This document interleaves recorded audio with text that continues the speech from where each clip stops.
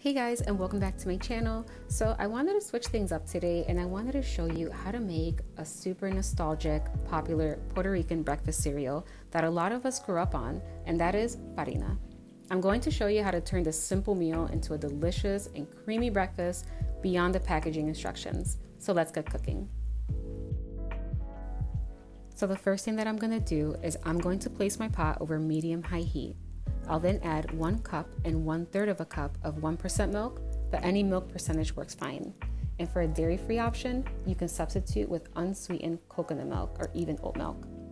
Then 3 tablespoons of farina, followed by 2 tablespoons of unpacked brown sugar.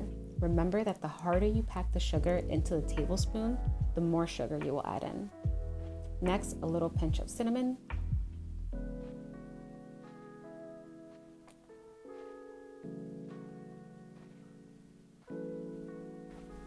followed by 1/8 of a teaspoon of salt.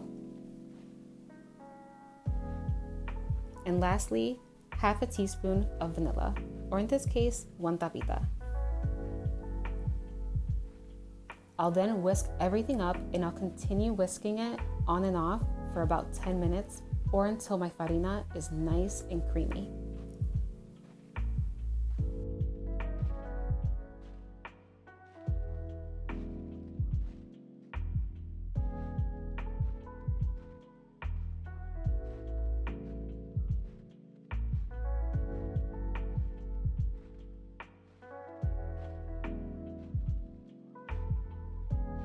So here's the end result, and my farina is the perfect, creamy, smooth consistency.